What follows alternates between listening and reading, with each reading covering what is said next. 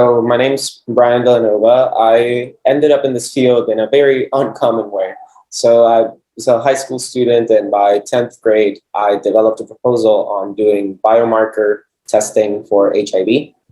That got me a scholarship, and I started my undergrad classes early. So I started while I was still in high school. And throughout that journey, I was able to interview for a second to third year undergrad position with Dr. Godoy. And Dr. Felipe Godoy opened her doors to me in the lab, and she accepted me to work with her while I was still a senior in high school.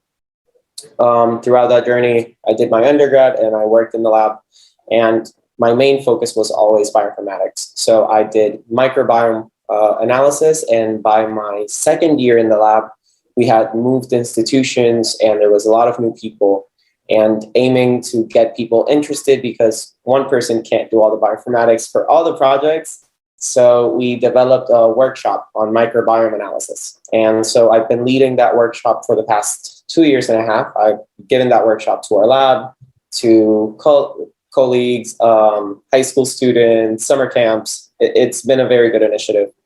Other than that, I finished my undergrad in microbiology, and currently I finished my work with Dr. Godoy and left to do a postbac at UC Davis, where I work looking something similar in the microbiome aspect, but we're looking at gut-brain axis and how antibiotic detrimental effects can be restored using fecal matter transplants. So I believe microbiome is the next big thing in science, and not just because of that, but it's like studying sociology of a world that is 10,000 more times diverse than ours, that is so rich and so important to our everyday life.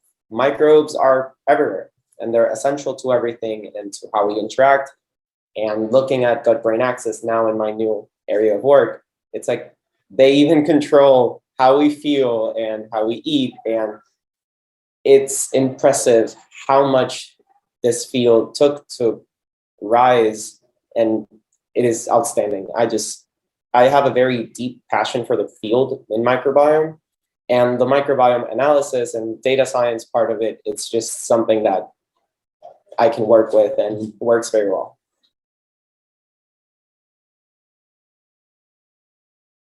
Okay, so that is the beauty of it being a very new field. So microbiome can be implemented in anything from diseases to seeing how disease affects the microbiome from a healthy person to a person that has certain disease or physiological change. Microbiome can be implemented in the environment, in water, in everything that is around you. So basically studying how the microbiome changes can help you add a variable of why certain changes in the body or in our surroundings are happening.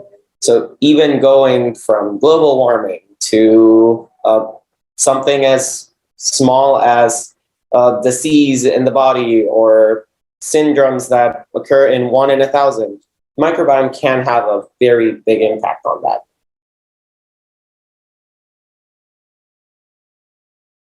Definitely. So something that I enjoy about our line of work is that it's new, so people don't necessarily either know a lot about or they have a interest in but don't have a lot of background on it.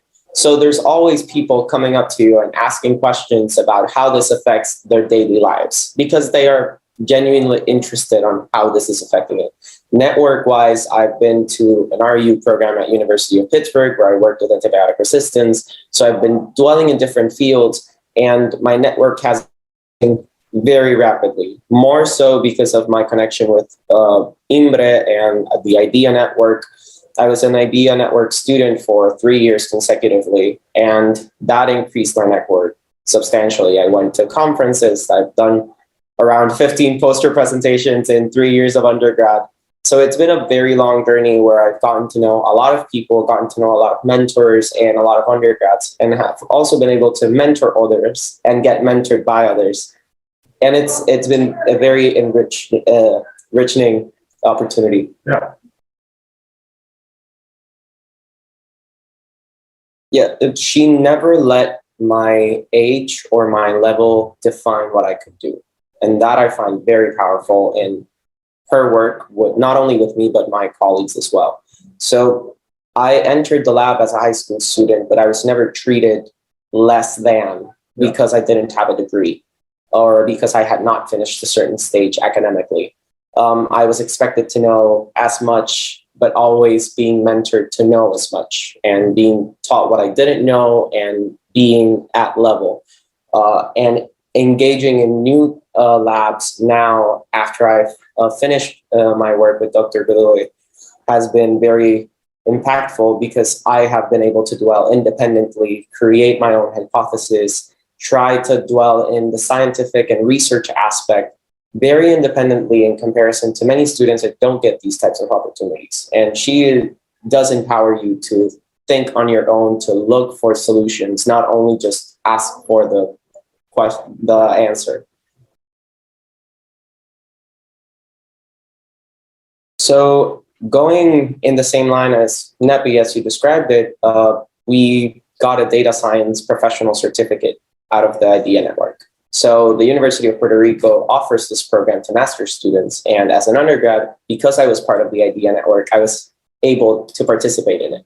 And this data science certificate allowed me to get a job at the Comprehensive Cancer Center while I was still an undergrad, doing analysis for an extra project. And those types of things have helped me dwell in a lot of the scientific background and get a lot of experience. Another thing is the IDEA network is precisely that.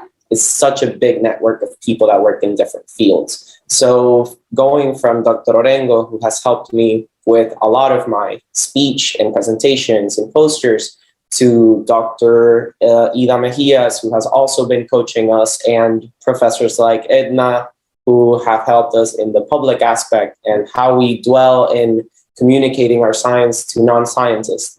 These aspects are not necessarily taught in undergrad or not even heightened in grad school, but they are necessary because we do science for people, not just to publish a paper.